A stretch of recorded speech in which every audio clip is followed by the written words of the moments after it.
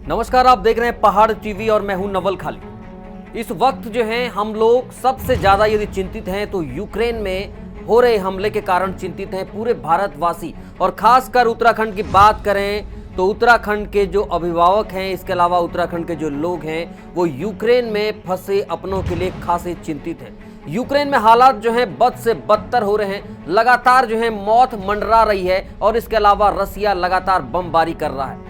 आपको बता दें कि उत्तराखंड के बहुत सारे मेडिकल के छात्र इस वक्त जो हैं यूक्रेन में फंसे हुए हैं। कुछ देर बाद जो है हम उन लोगों से संपर्क करेंगे, उनके परिजनों से हम लोग संपर्क करेंगे और कोशिश करेंगे कि यूक्रेन में जो हमारे छात्र फंसे हुए हैं उनसे सीधे ताजा हालातों पर जानकारी ली जा सके।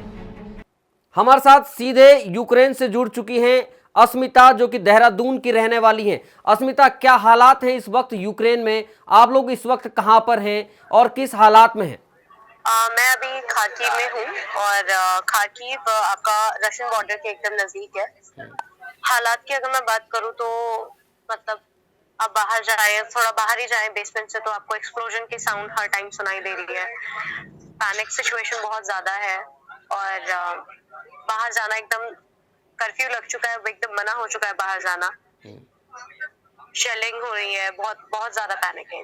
जी, मैं बंकर में हूँ और मेरे साथ मेरे बहुत सारे दोस्त भी हैं और लगभग जिस बेसमेंट में मैं हूँ यहाँ पे शायद अभी 400 इंडियन स्टूडेंट्स हैं और ऐसे बहुत सारे बेसमेंट हैं, अलग अलग हॉस्टल्स हैं, तो उनमें भी शायद इतने ही स्टूडेंट्स हों।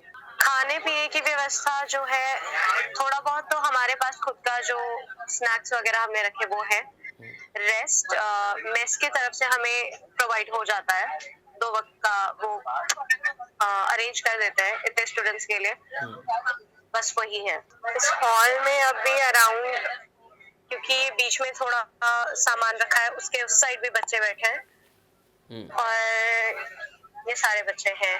अप्रोक्स में अभी 60 to 70 हो सकते हैं स्टूडेंट। सरकार से बस इतना बोल सकते हैं कि आप पहले खार्किव या ऐसे एरियाज में इवैक्यूएशन करें जहाँ पे ये डेंजर ज्यादा है। वो इवैक्यूएशन उस जगह से हो रहा है जहाँ पे अभी सेफ है, वहां से इवैक्यूएशन स्टार्ट कर रहे हैं। मेरे हिसाब से इवैक्यूएशन यहाँ से होना चाहिए था जहाँ अभी हम हैं, क्योंकि हम रशिया के एकदम नजदीक है, मतलब बॉर्डर के एकदम नजदीक है।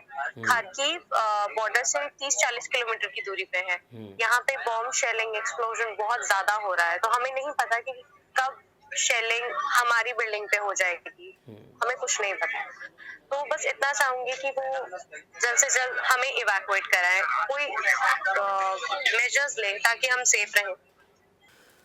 अस्मिता, क्या वहां पर जिस आप जो है जिस बंकर के अंदर हैं, क्या वहां पर भी बमबारी हो रही है? क्या वहां पर गोलीबारी हो रही है?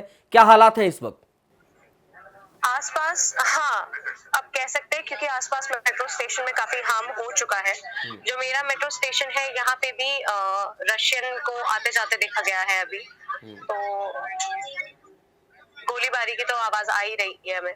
तो आपने देखा कि इस वक्त जो है यूक्रेन से हमारे साथ सीधे जो है देहरादून की रहने वाली जो अस्मिता हैं वो हमारे साथ जुड़ी हुई थी और इसके अलावा उन्होंने जो हालात वहां पर बताई कि एक कमरे में एक बंकर के अंदर लगभग जो है सैकड़ों स्टूडेंट एक साथ हैं। लेकिन इसमें सबसे गौर करने वाली बात है कि वो रसिया के बॉर्डर पर फंसे हुए हैं, जहां से अभी तक निकालने की जो नीति है वो नहीं बन पाई है और अभी तक जो दूर सुदूर इलाकों में जो स्टूडेंट फंसे हुए हैं उनको लगातार भारत सरकार निकालने की कोशिश कर रही है। हालांकि जो है पानी पीने से लेकर के खाना खाने तक की समस्याएं लगातार बनी हुई हैं। और इसी बीच हमारे साथ कुछ परिजन अभिभावक जुड़ चुके हैं जिनके बच्चे जो हैं यूक्रेन में इस वक्त फंसे हुए हैं। हमारे साथ चमोली से लोग जुड़ेंगे हमारे साथ, इसके अलावा जो है टिहरी से लोग जुड़े हुए हैं, देहरादून से हमारे साथ लोग जुड़े हुए हैं। उनसे भी हम लोग अभी जानते हैं कि वास्तव में क्या हालात इस समय यूक्रेन में हैं। उनके अपने बच्चों से बातचीत हो रही है, क्या वो बता रहे हैं वहां पर, क्योंकि डर का माहौल है, लगातार बमबारी हो रही है और यूक्रेन के ऊपर लगातार खतरे के बादल मंडरा रहे हैं। और इस वक्त जो है यूक्रेन में जो हालात हैं उन पर जो भारत में जो लोग हैं जिनके परिजन फंसे हुए हैं वो खासे चिंतित हैं और इसी चिंता को लेकर के लगातार प्रधानमंत्री से लेकर के सभी लोगों को गुहार लगा रहे हैं। हमारे साथ इस वक्त जुड़े हुए हैं अभिषेक पाल, जिनके कुछ मित्र जो हैं इस वक्त यूक्रेन में फंसे हुए हैं। अभिषेक, क्या ताजा हालात हैं वहां पर? क्या उनसे बातचीत हो पा रही है? कौन कौन लोग वहां पर फंसे हुए हैं? सर एक्चुअली वहां पर अभी बातचीत किसी तरीके से संभव नहीं हो पा रही है, बिकॉज यूक्रेन की सरकार ने अभी वहां पर कई तरीके से रोक लगाने की कोशिश करी है। रही बात इंटरनेट की, तो वहां पर ज्यादा ज्यादा समय तक इंटरनेट बंद करने के लिए कहा गया है वहां की सरकार के द्वारा सभी स्टूडेंट्स को, ना केवल इंडियंस को, वहां के हर एक व्यक्ति को। और इस वजह से अभी तक तो कुछ दिनों तक तो घर वाले कांटेक्ट भी कर पा रहे थे, हर एक सिचुएशन के बारे में जानकारी भी ले पा रहे थे, लेकिन इस वजह से लगभग चौबीसों घंटे से हम लोग नहीं कोशिश कर पा रहे कि उनसे हर एक चीज के बारे में जानकारी ले पाए। और रही बात सर उनकी यूक्रेन में फंसे होने की, भारत सरकार अपने तरीके से बहुत तरीके से काम कर रही है और बहुत बेहतरीन तरीके से काम कर रही है, लेकिन भारत सरकार के उस एक जो इवैक्यूएशन का जो तरीका है वो कहीं ना कहीं ऐसा है कि वो पोलैंड और जितने भी रोमानिया के जो आसपास की बॉर्डर की तरफ के स्टूडेंट्स है उनको तो आसानी से निकाल दिया जा रहा है, लेकिन जहां पर रशियन ने अब तक कब्जा कर चुके हैं उस एरिया में, उस अंडर जो कवर कर चुके हैं उस एरिया में अभी ऐसे कॉलेजेस है जहां पर इंडियंस फंसे हुए हैं। ना केवल वो एक दो नहीं, लगभग 2,500 से 3,000 स्टूडेंट्स हैं जो कि इंडियंस हैं, जो कि first year, second year, fifth year, ऐसे लास्ट ईयर के बहुत सारे स्टूडेंट्स हैं। और उन्हीं में से मेरी बहन भी है, मेरे कुछ दोस्त भी हैं वहां पर सर। और लगातार चाहे वो रक्षा मंत्रालय हो, चाहे वो प्रधानमंत्री हो, चाहे वो उत्तराखंड सरकार हो, हर जगह से गुहार लगाई जा रही है कि किसी भी तरीके से उनकी बात पहुंचाई जाए। और सरकार की फर्स्ट प्रायोरिटी होनी चाहिए कि उन स्टूडेंट्स को पहले निकाला जाए जो वहां पर सच में खतरे में हैं।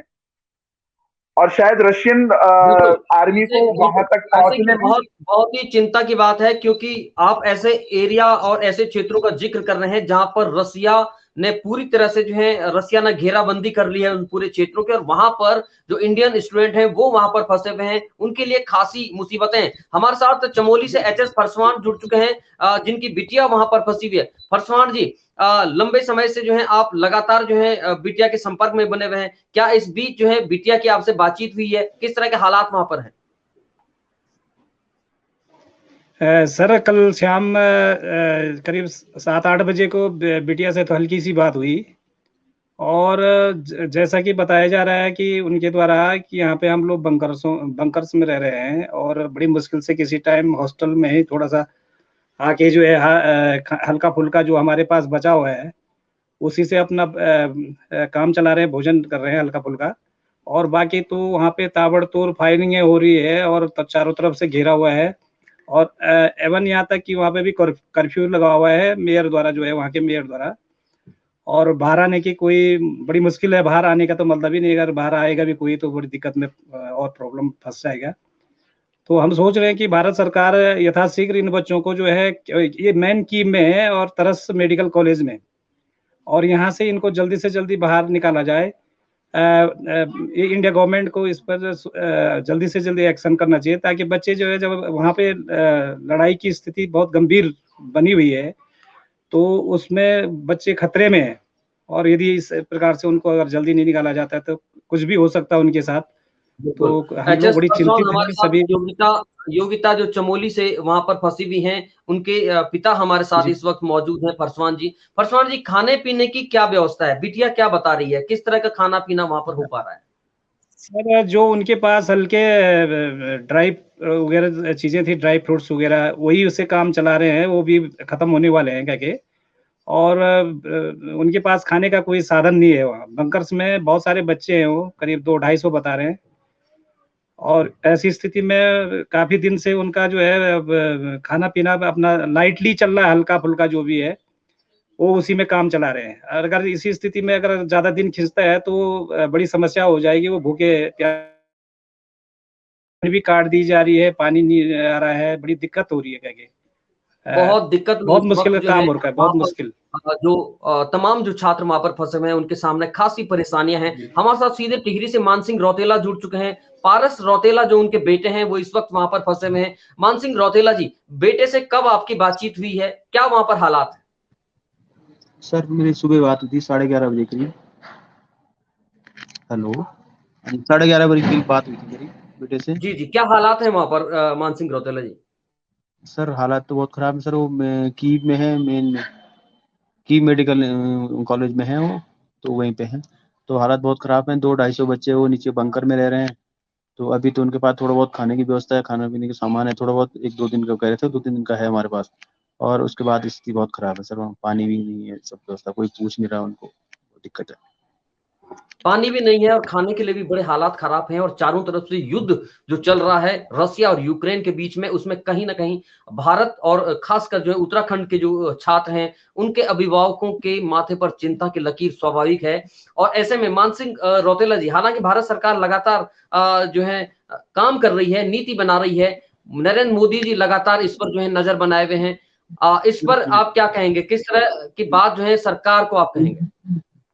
सर मेरा सरकार से निवेदन है कि हमारे बच्चे वहाँ पे फंसे हैं और 200-250 बच्चे हैं इंडिया के वहाँ पे, जो जिस कॉलेज की मैं बात कर रहा हूँ जहाँ मेरा बेटा है, और वहाँ का अगर आप फोटो देखेंगे सर तो बच्चे बंकर में एक दूसरे के ऊपर लेटे हुए हैं, ऐसे जैसे फोटो उन्होंने रात को भेजा हुए हैं, तो बड़ा वैसे कष्ट लग रहा है कि बच्चे मतलब सो भी नहीं पा रहे, रात भर बच्चे वहीं पे बैठे हैं, जाग रहे हैं रात भर। तो स्थिति बहुत खराब है सर।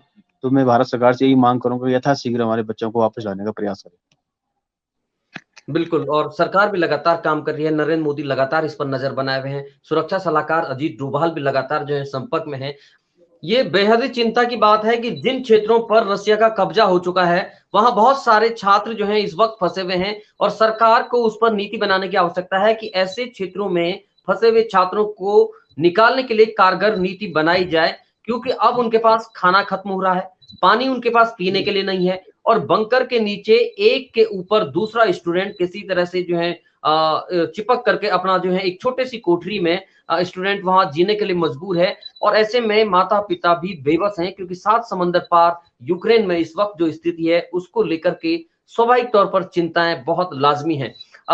फरसवान साहब, फरसवान जी क्या कहेंगे, क्योंकि हालात जो है ऐसे हो चुके हैं, कई छात्र ऐसी जगह पर फंसे हुए हैं जहां पर जो है रसिया का कब्जा हो चुका है। आपकी बिटिया से आपकी बातचीत अगर हो रही है, क्या वहां भी आसपास इलाकों में बमबार्ड हो रहा है, क्या बमबारी हो रही है, गोलीबारी हो रही है? जी सर, ये बालिका जो है मेन कीव शहर में है और वहाँ पे लगातार गोलाबारी हो रही है, रात दिन गोलाबारी हो रही है, आवाजें बड़ी तेज आवाज आ रही है और कह रहे हैं कि हमें तो बाहर निकलना तो मुश्किल ही, बाहर का तो मतलब ही नहीं है। और ये भी कह रहे हैं कि जल्दी से जल्दी कह के अगर भारत सरकार यूक्रेन सरकार से भी और रशियन सरकार से भी यदि बात करती है बहुत जल्दी, तो दोनों से जो है कुछ सीज फायर बंद हो जाती है तो बच्चों को निकाला जा सकता है टाइमली। अगर यदि नहीं बात हो पाती है तो बहुत सारे दिन लग सकते हैं और युद्ध भी बहुत लंबा खींच सकता है, ये कोई भरोसा नहीं है, इसमें विश्वास नहीं किया जा सकता कि बहुत जल्दी खत्म हो जाएगा कह के। तो लिहाजा कि हम लोग सारे परिजन जो भी जिनके भी बच्चे फंसे हुए हैं, मैं हुआ चाहे अन्य कोई भी हैं, बहुत सारे बच्चे हैं, तो हम लोग ये भारत सरकार से गुहार लगाने थे, दोनों सरकारों से बातचीत करके यथाशीघ्र जो है सीज फायर रोक दी जाए और बच्चों को जो है हमारा जो भी यहाँ से फ्लाइट जा रही है तुरंत उनको वहां से उस फ्लाइट से अपने वतन वापसी की जाए।